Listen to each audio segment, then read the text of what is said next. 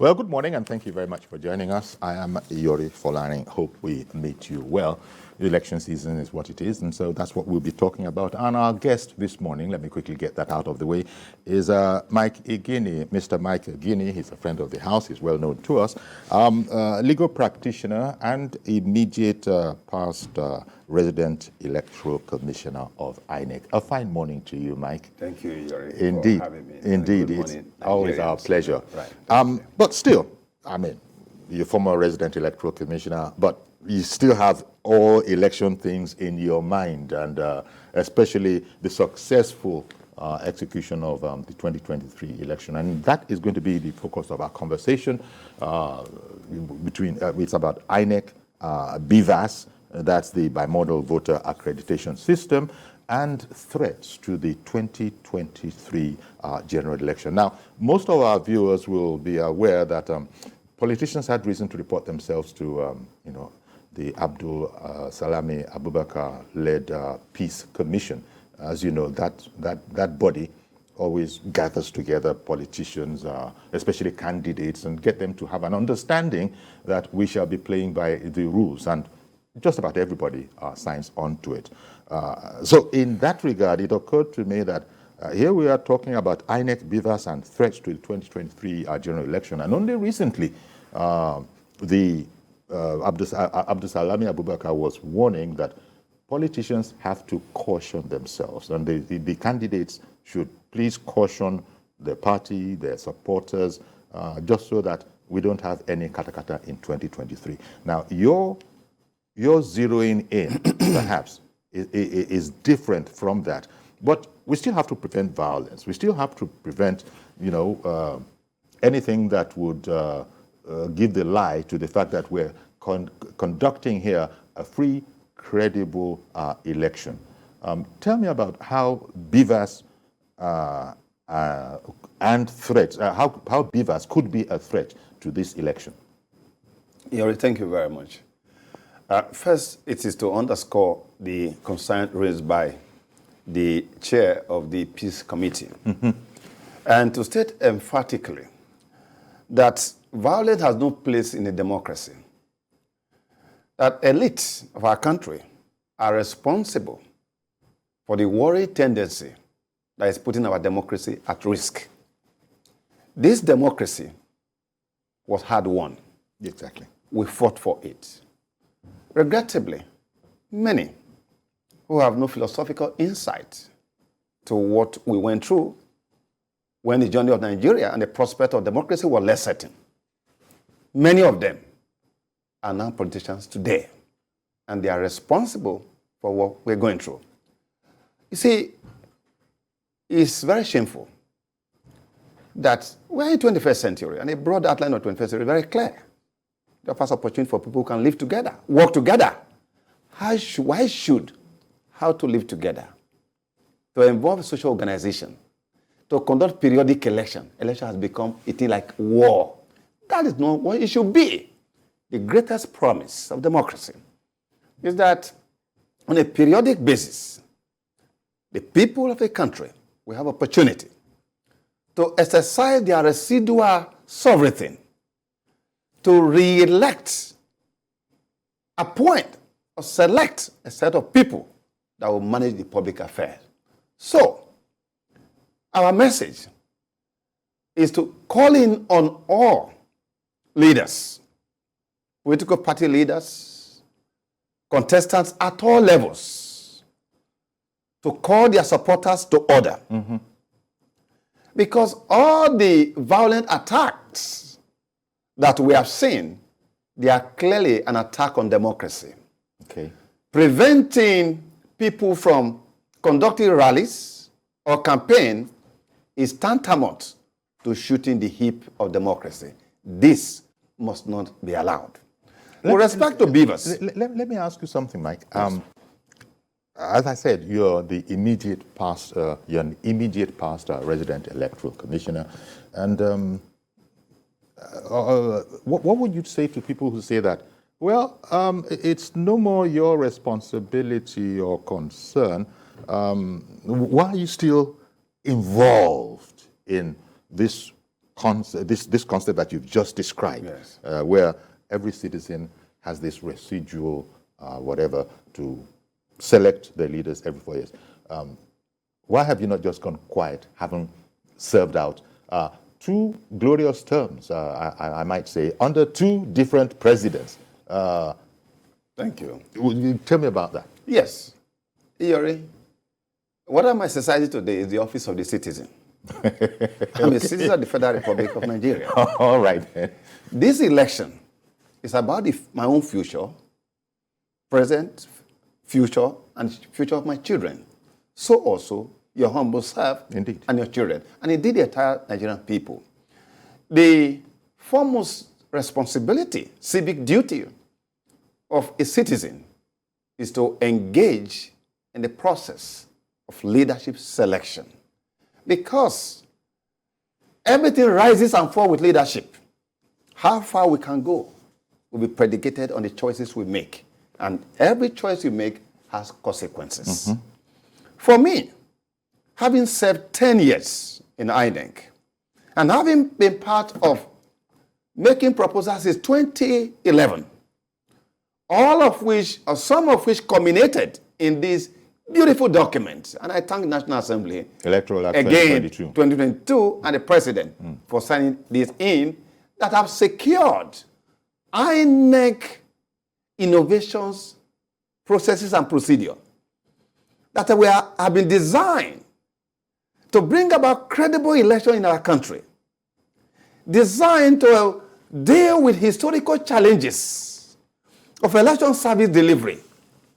And now out of the place, my votary before and all through my period and out now is that for me, no partisanship. I will partner with Nigerians, no partisanship, to educate Nigerians on the ABC of this act, because INEC, where I worked, made a total of 91 proposals, out of which 48 were accepted.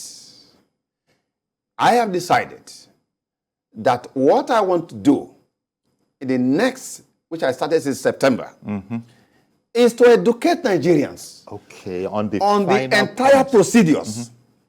INEC processes, the procedure, everything you need to know. Because, as I speak to you, Yori, hope is reborn in Nigerians. Power has been returned to the Nigerian people. Under the current act, once again, I thank the National Assembly. I thank the President. Although many of those who contributed to this, because they were not given ticket, they are like Moses, whom we have seen the promised land, but are not able to participate. But in any case, democracy is about self-government. So that is why I am doing what I'm doing now, to educate Nigerians, so that they know everything, because power is back to Nigerians now. The polling unit is now the center of the universe. That is where elections will be won and lost, not at the world level, not at the local government level, not at any of those levels of result collation, because of the following provisions that have secured the process. One, by virtue of Section 47 of the Act that repealed effectively Section 49 of the previous Act, today, nobody can go and warehouse PVC and thinking that they can use it. That has ended the business of what you call incident form. It is gone forever. By virtue of that same section, and perhaps Section 51, today, irrespective of whether you have on the register, Iyori, on the day of election, you may have millions or thousands or whatever which people boast about. Please, I beg you, tamper your optimism, or rather your permutation, with the tinge of reality of the current legal framework. One, and that is that at the end of election, in the entire 176,846 polling units, domiciled in the 8,809 wards of the 774 local government, a new register will be produced. At every polling unit, a new register, irrespective of what you have, will be produced. That is courtesy of Section 51. It's no longer based computation. It's no longer based on total number of registered voters, which is what they used to use to rig election before. Section 51 has ended the frauds in Section 53 that have now been repealed. Power is back to the Nigerian people. That is why months back, you saw people dumping permanent voters card in several places. They can no longer use them again. Useless. They have become useless. Another aspect, Mike. Let me bring you. Let me bring another aspect to your attention. Well, no, it's not to your attention. You know that already. The observation that this 2023 election seems to be an election of, dare I put it, new candidates, a different set of people. They're fresh because I think you said it earlier, but a lot of people who wanted to be candidates could not be candidates. Take the National Assembly. I think it is over 70%. Over 70% of them are not returning. So the people that will be in this election are going to be, for the purposes of our conversation here, a new setup of people. Absolutely. What does that make? What does that mean? What does it portend? For election? Yes. You see, in our country, in most part of the world, every new elite election formation year, it's usually a very tough election. You think that is what we have? A new elite formation year. We're going to be forming new elites by the people who are contesting this time. People are in office now, their tenure of 8 years will end next year. Yes. Now, the calculation around the world in various democratic jurisdictions is that those who will now, because we are going to have a fresh new election. So new elites, they are emerging. They have emerged in what do you call it, through the primaries, and that's why 70% is not returning. Some of those who did not return from their original party, they have moved to the other political parties.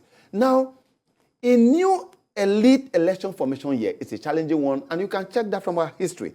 First, it will also reflect a kind of laws. You could see that part of what you have seen here is because some of the lawmakers have also seen that they may not come through their party. So the law has also been strengthened to guarantee their interest in any other party they go to. That was why you find out that in 2002 Electoral Act, for instance. Okay. You know what? Let me go on a commercial break because this is gripping stuff. We'll come back and we'll continue.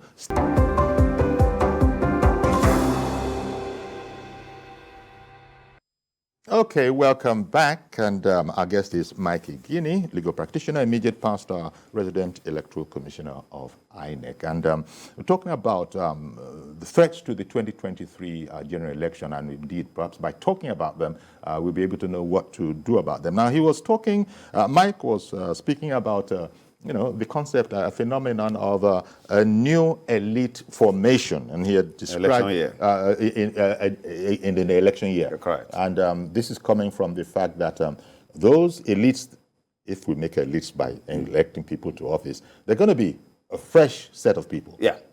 And the calculation is that whoever will win, groups that will win in 2023, will now spend the next 4 years, 8 years, and possibly continue. Yes. So it's always very challenging.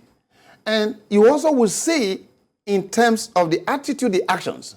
It's also true in terms of the laws that are made. And I was just trying to give you quickly an example of what happened in 2003, which is another elite formation year after the 1998 election.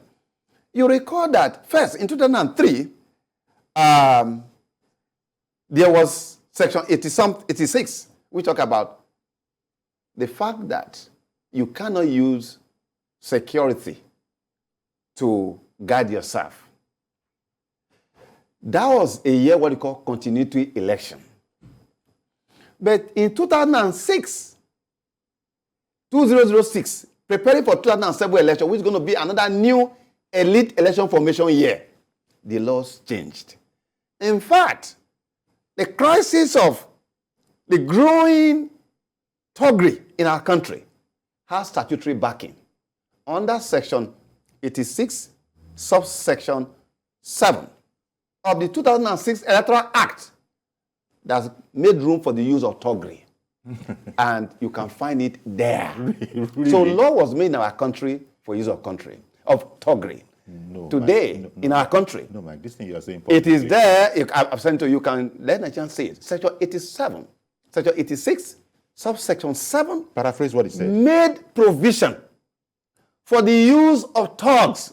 They didn't use the word thugs, but they said you can use individual for your private security. Okay. That was the language. Okay. That was what was used to bring in toggery. Today, Yori, we have association of thugs in this country, and they have a network. They do interstate toggery services during the election. They also do interstate toggery services. Just as you have a group of Nigerians, until they also form an association for hiring of crowd during rallies and procession. All you require is how many seater bus. They make the calculation and they pay for you. Now, if you look at the toggery that is going on, to have thugs, to have people trained to attack our processes, to be burning INEC offices or the things you say about, is an attack on democracy. You see what's happening in America. You feel that this is organized. Yes. You feel that this is not spontaneous. I mean, that it is organized. Less than 48 hours when I was in Akwa Ibom, Ibesukpo Asutan, a local government right there in Oyo, the whole place was set on fire. 42 generators burned, corridors burned, everything and all of that. And of course, you've seen INEC facility across the country. That's an attack on democracy. In serious crime, you could see what happened in America today. The January assault on Capitol Hill, people are being brought to book. Because that itself is an attack on democracy. Look, election, Iori, is not an end itself. It's only a means towards achieving the ultimate goal of election, which is development. Election only provides what we call vertical accountability. And so, election, so you could say, these are thugs who were hired from another state and brought to Akwa Ibom State with 9 buses. This is what we call interstate toggery services. All right? This happened. Who were the people responsible for this? These were thugs. There's another clip you are going to see where INEC officials, directors, on the rank of a director, were also kidnapped. Those who kidnapped them are known. This should not be acceptable, should not be accepted in any decent society. So these are some of the things that INEC, that when you were when I was there, these are some of the things you had to contend with. We had to contend with. Has it gotten better since then? Because the things that you're talking about, no doubt the security... Those are the bosses. Yes, okay. These are the bosses. You also remember that we have begun to make violence a part of our electoral process. And that is why it is important for us to know that for us to succeed, democracy operates on the understanding that all who have a role to play must play its own role. Because election is one event these pictures in peacetime. This was how long ago? Oh, this was on the eve of the governorship election in 2019. Okay. This was what happened in 2019. All right? Many offices burned. 14 vehicles that were hired for election, all of them set ablaze. I was going to ask if that and that trend is also ongoing. This unfortunate situation that we're viewing, if it still obtains, because 2019, you already see all the authorities... You are already seeing the gathering storm. No party is spared right now. I mean, I did say Abdul Salam Abubakar was concerned. No party is spared at the moment. I mean, you already know the report about Party A, Party B, Party C going for campaigns, and look what's going on. I mean, you also have seen the growing level of intolerance of opposition. Look, democracy, multi-party democracy is inconceivable without an opposition either within the party or inter-party, because that represents the liberal idea of liberal democracy. what is going on is something that we have to put a stop to, because, you see, if we allow this to define the pre-election period, this is what we are going to see on election day. But one thing I can assure you is that INEC processes and procedure are such that no one can use violence to win election under the current system. Okay. It's not going to happen at all. Because I was going to... That is the good news to Nigerian people. On election day, get your PVC. First, take advantage of the current display that's ongoing. Check for your names. Check for those omitted. Check for those who ought not to be. All those things, make them, because it has started you're going to be there for 7 days at the world level. Then, as from on the 19th to on the 25th, it will now shift. By tomorrow, the first phase at the world level will end. By Saturday, they will now move to what they call the local government level. Now, when that is done... One moment, please. Ada in Jos has called in. Good morning, Ada. It's Mike Igini. It's Ada calling from Jos Plateau State. I couldn't wait to call when I saw it. He was there, you know. Even on one of the programs, I was even saying, why was it not possible to appoint people like Mike Igini and the likes of them, even if it's on an ad hoc basis until we finish this election, you know. But it's really unfortunate.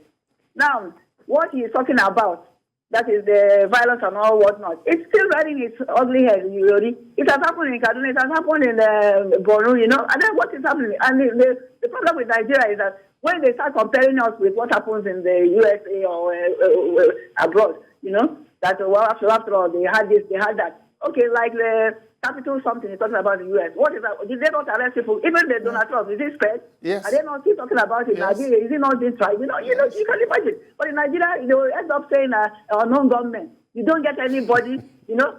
The flag bearers, they're not helping matters.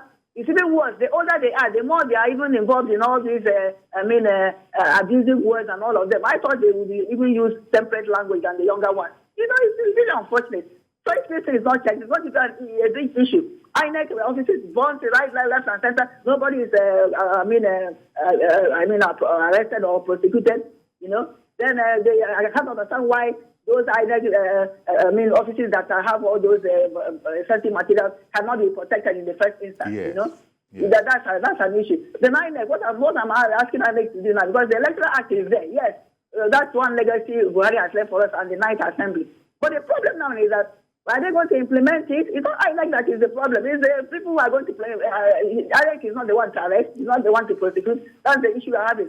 The one INEC should do is that let them position that the cubicle, the voting cubicle, in such a way that people cannot display whom they are voting for, you know? So when the politicians now give money, they know that they are on their own. They can lose their money because they cannot. The people cannot show them whom they are voted for. That is one way out again. Then again, they should allow them have cameras there. It's there, but they don't implement it. I don't know how they should allow people to be carrying cameras to go and vote and all that. You know, INEC is doing its best. You know, but the implementation, that is sanction, is the way we are lacking. And lack of sanctions. Look, enforcement of laws help to regulate people's behavior, no matter where they are from. The white people, they respect the law, not because they want to. They'll be worse than us if they don't implement the law. But here now, we don't implement it. We look at the faces of the people involved. You know, we are more, short, I don't know. The judiciary has not even helped matters. All right. Let's not do about it. Thank you very much for calling in, Ada. Ada brought up so many points there that, look, INEC has done very well according to most, assessments. But at the end of the day, INEC doesn't have any arresting powers. INEC has provided the framework. Implementation is left to society and those people who uphold the law, or who should be upholding the law. And as Ada observed there, unfortunately in our climb here, we often look at the face of whoever is the perpetrator of a supposed wrong before we know what to do. How much of a challenge do you think that is? Because these pictures that we have this morning, I mean, they also will be available to other security concerns. Are we going to be able to do anything about it? Because it can be quite frustrating when we have a whole infrastructure, but the people themselves are the people who mess everything up without prejudice to the excellent infrastructure that has been erected. Iyori, election, the success of election is a multi-stakeholder responsibility. INEC on the driver's seat, and I can declare to you that INEC is not a problem today. INEC has developed processes, procedures that are applicable to deal with challenge of election service delivery, as I've said before. Security, judiciary is a key stakeholder. Indeed. And I've already been expressing my concern of the level of performance of my constituency.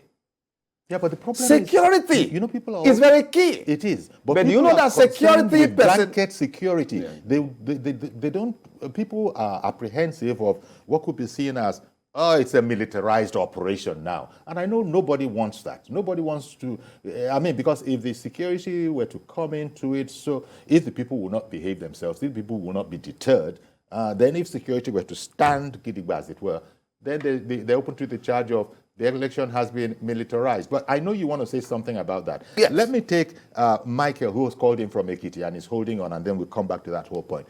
Good morning, Michael. Good morning, host, and good morning, Mr. Mike Igini. Yes.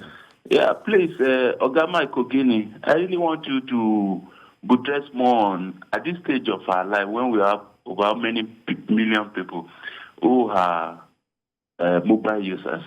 What is stopping us at this stage of our life from sitting at the confine of our house and we conduct our voting online? Oga Mike Igini, please, I want you to talk. I want to have more knowledge on this. Thank you. Okay, very quickly on that.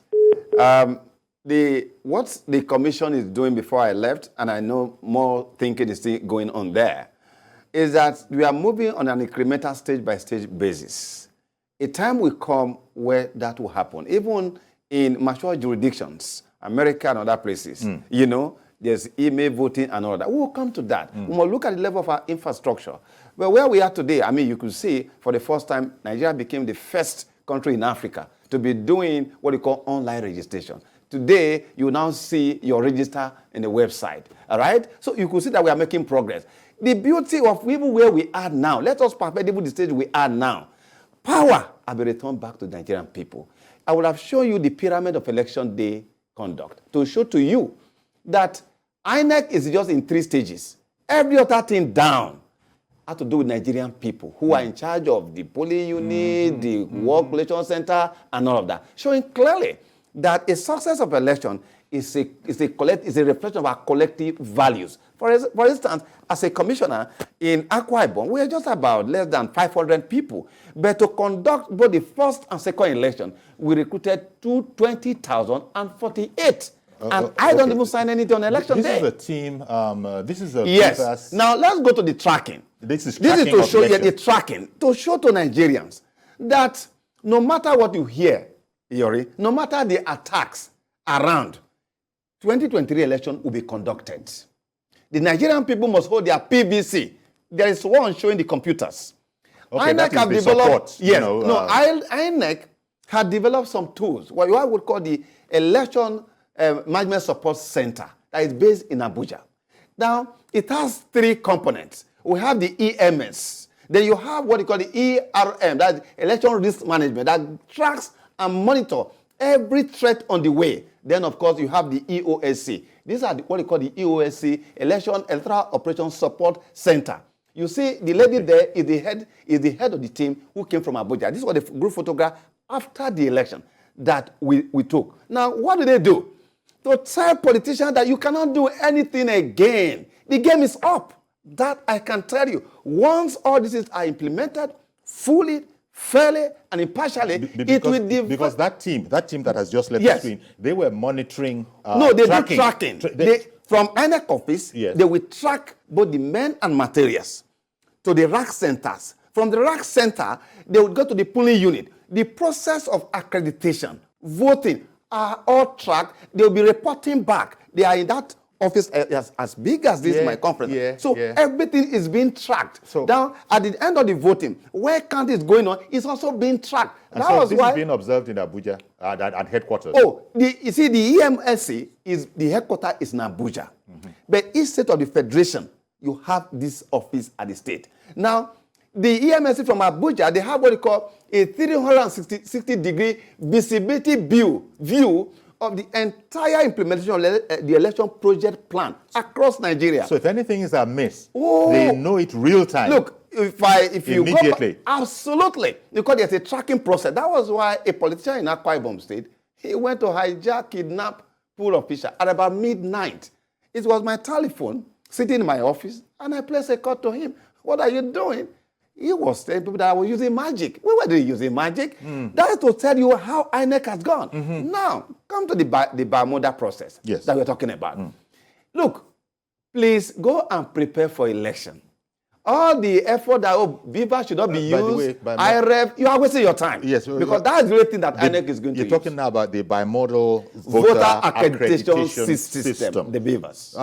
Back in, I think one paper wrote on it back in February. Correct. That INEC still needs to do more work on that. You say that was February. We've come a long way. Oh, absolutely. Since then. You see so many elections conducted, and you've seen the outcome of those elections. There is nothing anybody can do again. That is why they are going to use strategy of misinformation, disinformation, violence to intimidate people not to come out. But I must say this here: Nigerians must sing a new song, because every election is an opportunity to renew the journey of a country. Every election, new election, is like a Christmas period. It's like Easter. So it's like Salah Day. Everybody and will come. So nobody is expected on the Christmas day to stop in your rib from celebrating Christmas. Okay. Election is like a Christmas day.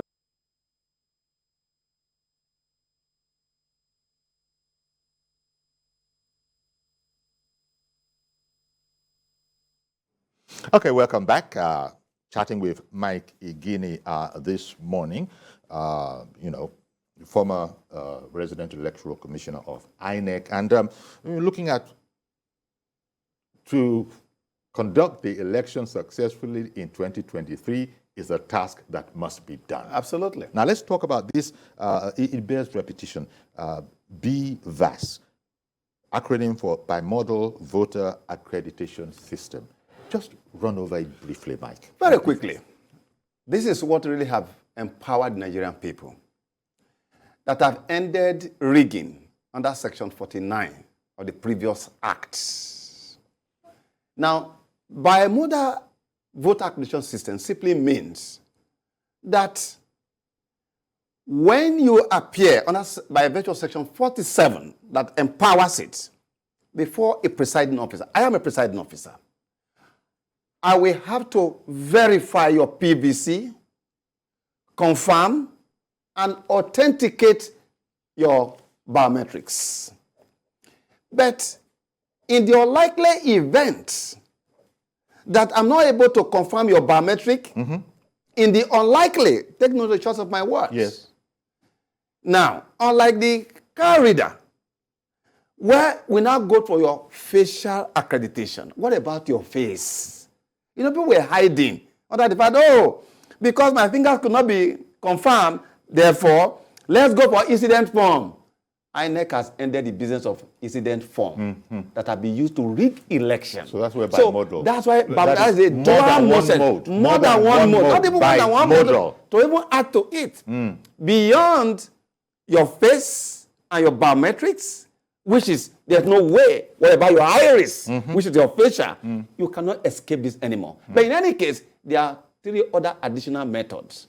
One, and that is that every voter, you have what they call a VIN number. Yeah. Voter identification number. The last 6 digits, once it's entered into the BVAS, it will bring your picture, everything out. So number 3, in addition, the second one, is that your surname. They can use your surname. They can use what they call the barcode, all right, on the PVC. And finally, the QR on the hard copy. What is QR? Of the register. The quick response. Oh, okay, quick response. So you put it there, and so these 5 methods, if you cannot be identified, then of course, you are not. Tony in Abuja, thank you for holding on. Good morning to you. Good morning. Okay, please go ahead, Tony. Mr. Igini, good morning. I'm very curious about this thing because discussing this cleanup exercise that INEC has been carrying on, I know that they've cleaned up those fake passport photographs, the males that are females and all that. But since those were able to enter the system, I'm worried that people that have carried on with multiple registrations with their fingerprints and everything may be able to slip through this cleanup exercise. So what is INEC's plan to ensure that even people that have registered multiple times with fingerprints and all those things are able to, won't be able to cast a vote on that day? Yes, very quickly. Okay. INEC has migrated from the AFIS, Automatic Finger Identification System, to ABIS, Automatic Biometric Identification System, which is the more advanced form. All right? I can assure you that the system before I left that is in place, what you have just seen is preliminary. When INEC shall have completed the process and have moved to the level of what you call the post-business rule, which is the advanced stage, all of those things will be cleared off. And that is why, from the report, that, for example, when we released the first quarter before I left office, you registered about 2.something million, almost 1 million. We did that. From Abia State to the last state of the Federal Republic of Nigeria, which is Zamfara, on the basis of alphabetical order. All right? Oh, I will show you something quickly here to show to you that each state of the Federation, with the current ABIS, automatic biometric system that we are using right now, automatic biometric identification system that you have ABIS right now, it will deal with all of that. So there's no problem with that. The only because if it's central, it's central and it's computerized, then as Tony was saying, you've registered yourself in multiple places. 7 places, another. Once they put over, it will bring every of the places registered showing 1, 2, 3, 4, 5, 6, 7. Okay. It will just show. It will show clearly. They will give you only one. Eliminate all others. Oh, you still will be allowed to vote, even though you've tried to be fraudulent. Well, of course, sometimes they said we should go and persecute them. You remember over 800 during the Jega time and all of that, you know? Yeah. And people said, but okay, what you're how do we deal with that? Is that it will show to the electoral officer that this individual... No, the system, the biometric, those who are going to deal with that at the ICT, okay, you know, okay, they will see and eliminate this individual, all that. And they will eliminate... Yeah, what is interesting here is that the incident of underaged, because Section 12 says 18 years and above, all right? It shows to you how broken our society is, that a parent will carry his children of 9 years old to go and register. It's a tragedy for our country. It shows that our value pyramid is completely upside down. Indeed. And well, INEC is doing all that it can. But Abdul Salami, okay, this is the support. This is just a This is a what we call the tracking system. Oh, okay. This is the tracking system I was talking about. Before we For saw example, the pictures. you know, in Lagos State, you have 20 local government, all right? That is by virtue of the federal, all right? You have 20. Delta, you have 25 local government. Edo State, you have 18 local government. The 18 local government, 25, 31 local government, all of them will be tracked. Everything from movement of the materials, everything will be tracked. There is very little you can do right now. Power has been returned to Nigerian people. It's no longer a case of at the polling unit, something will happen here at the work collection center. Okay. No. Okay. Elections are now won and lost at the level of the so when we say support unit, there, it's just a diagram. Yes. It is, you see, there's an acronym there. Electoral Operations Support Center. Okay. You understand? Okay. Electoral Operations Support Center. They exist. EOSC. Okay. And you have that at the state level. That's one of the tools that INEC has developed. Then you have what you call the election risk management.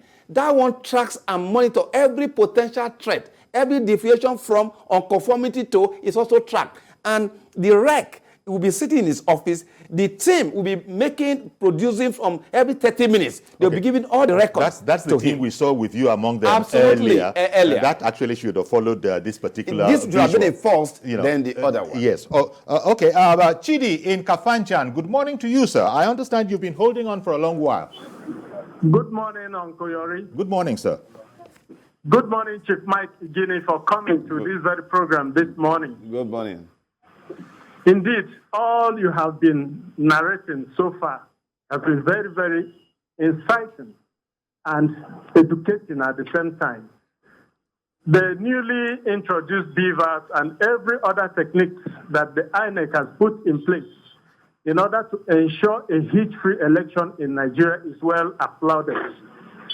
At this point in time, I want to, while commending the efforts of INEC so far, I want the Nigerian government to put every other thing that is needed to put in place in order to ensure security. It is very, very important and paramount.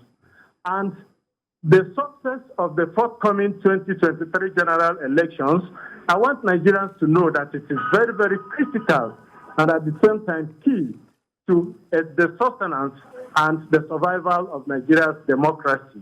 Therefore, whatsoever that Nigerian electorates, the INEC, and indeed every other stakeholder should do to ensure security and success of this election is indeed welcome. Thank you so very much, and may God bless Nigeria. Indeed. Thank you very much for, calling in. That's Chidi. Yes, quite frankly, talking about security. Security is very, very key. And I just said before that election is one activity that is all involved, very complex, that nations are back on in peacetime. So we need a very peaceful environment. Now, and that is why, as to issue about threat, a society must have something to build on. The election we witnessed, who would have believed that we were able to conduct election in Anambra State, given the kind of security that was going on? Ekiti, Ondo, and Osho, which is the last. Now, Nigerians can also attest to the level of security pattern that we have seen under the current Inspector General of Police. Yes. Showing clearly that we can do some of these things, that we can police ourselves. The police is fully on board. And they did so well. So my position with respect to some of the things I see, I will tell you clearly what it should be. The current leadership of the police have done so well, to the extent that because they realize that every provision of the act has a background, the IGP convened a conference and a retreat for 3 days at Owerri. The President of the Federal Republic of Nigeria was there to declare it open. And I want us, Nigerians, particularly the security agencies, to key into what the President said, that he expects total and absolute security neutrality, and that they must remain apolitical. They must be firm, and they must be committed, I'm quoting the words of the President, to democratic values. That is the legacy he wants to leave behind. This was at a retreat organized by the police. By the Inspector General of Police, where all senior police officers from Abia State to Zamfara State, led by the IGP, the DIG, the AIG, all commissioners of police, rank of CP, were all there. And as I speak to you... As a matter of fact, you delivered a lecture. Sure. I delivered a lecture there. At that particular event. Let me bring in Mukhtar in Kano. Good morning to you, sir. Mr. Yori. Good morning, Mukhtar. Good morning, Mr. Yori. How are you doing? Very well, thank you. Please go ahead now.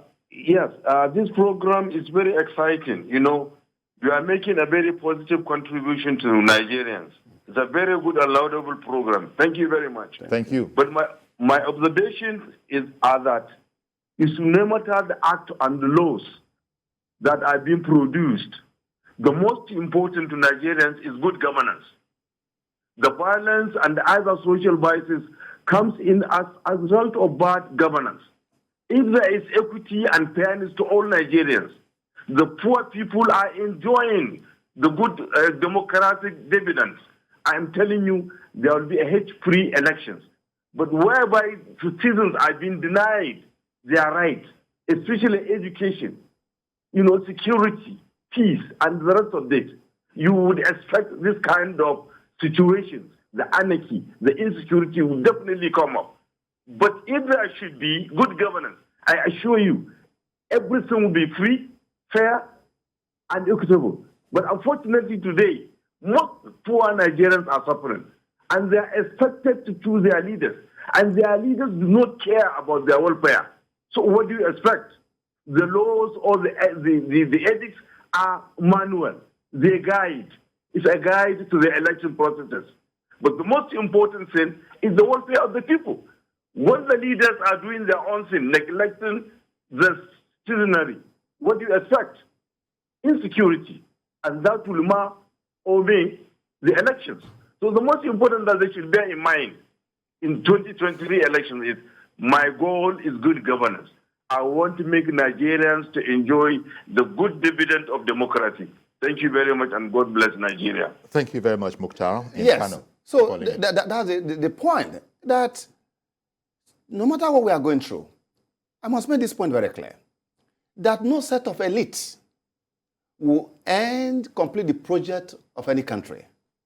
In fact, it is work in progress. In fact, Project Nigeria has no hope of final completion by any set of elite. That's why a group will do its own and we go. And that is why periodic election is a period for renewal of the journey of a country. And that is why the security issue, which I want to complete my thought on, is that that conference had been followed up across the country. All the zonal commands of the police, the state commands, they are all having training right now. INEC has been doing training. Politicians, are they doing training? I'm not seeing that happening. Ogun State, for instance, is having training for all security personnel, keen on the concept of what the president has said. And I must say this here.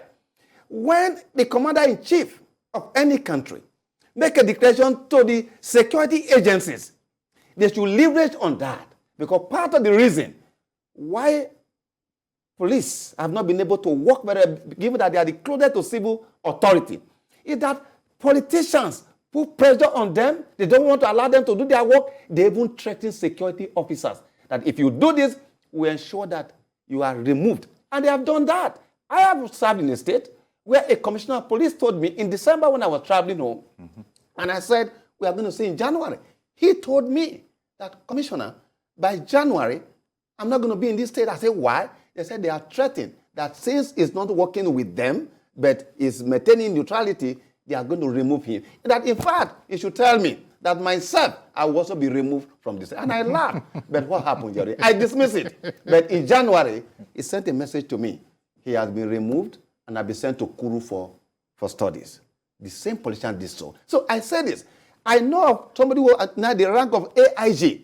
When he was a commander, he was threatened by a key politician in this country that he must do this, he must do that. And he said, no, the job of the police is to create a level playing field. So we still have this kind of a situation with us. Politicians should allow the security personnel to do their job because, as Mukhtar said, there's anger in the lands. There's hunger in the lands. 2023, we must not fail. And that is why my joy is that even though, as he said, which is correct, good laws, good innovations are not self-implementing. They are not self-executory. But to the extent that it returns power to the people, which is the reason why there's moral panic in the land today.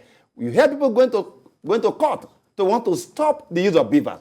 We are waiting for that judge, that my colleague in the bench, that will give an order that a BVAS should not be used. We are waiting for that Otto Zeribe or Bimodal Davis of the Association for Better Nigeria, who can go to a court where an INEC could give an order. We are waiting to see that happen in this country. 2023, the Nigerian people have opportunity on account of the power given to them to exercise that their office. Another day, Yori, their office is the polling units. They don't need to go to any office anywhere. Everybody go to the polling unit to make a choice of who you want to lead you. And that is why campaigns, rallies, engagement is very important in terms of the key issues that matter to the Nigerian people. Issues that will change the material condition of the people. That is what we want to see happen. This election should not be about, I will do this, I will do that. It should be about, how will you do it? How will you do it? With what resources? Given our domestic meltdown, given the global meltdown? How will you do it? In other words, that is being the conversation. being sincere absolutely. With your audience. Yes, of course, on the key issue. It's one thing to say I will do this. It's another thing How to do you say want to do how it? it will How be do you done. want to do it? And I also refer to what happened between Obama and Mitt Romney. Mitt Romney made fantastic promises. But when the American people asked him, all these infrastructure projects you said, where will he get the resources? He said he's going to block some leakages and all. Okay, if you block leakages, how much will it amount to? He couldn't answer that question. So that 2023, nobody should be taking on any, bus ride to nowhere. Well, it is about how. How indeed. can you do it? That is what is required Mike, to be done. it's for me, fantastic. We're going to have to leave it here. Yeah, we are leaving this. Yes, concluding my thought is that I want to remind Nigerians that the broad outline of the 21st century is clear. It offers opportunity for people who can live together, work together, develop new ties that will bind them together, and be reminded of what Jeff Kennedy said on January 1961 to all Americans and said, does his cabinet, that remember that you hold public office, we are in a journey of your life, it will end one day, that there's going to be sitting a high court of history that will sit in judgment over those of us either at Arise, TVC, Nigerian police, judiciary, citizens. The role you play, you'll be asked in that situation. Were you dedicated? Were you committed? What role did you play to the success or failure? Thank you. That's what much, we are Mike. going to be asked. Mike, so that will be remembered, and whatever we do, I can imagine will be written down in we will history. be saying to And ourselves, so shall we be that we're on the right side remembered of in history. I want to thank you very much, Mike Igini. As usual, this is vintage Mike Igini. Tell it as it is, give us insights into what is going on and also what our own responsibility is. Because you made the point that INEC can do all the work, but it's not self-implementing. Between those whose job it is and the rest of us, to make it work, we have the challenge now. Thank you very much, Mike Igini, for coming on. And then we hope to see you soon. Resident Electoral Commissioner or not, we want your ideas. We want to see those ideas because they're all based on fact out there in the public domain. That's our program today. Please join us tomorrow for a fresh edition. I am Yori Folani. Bye-bye for now.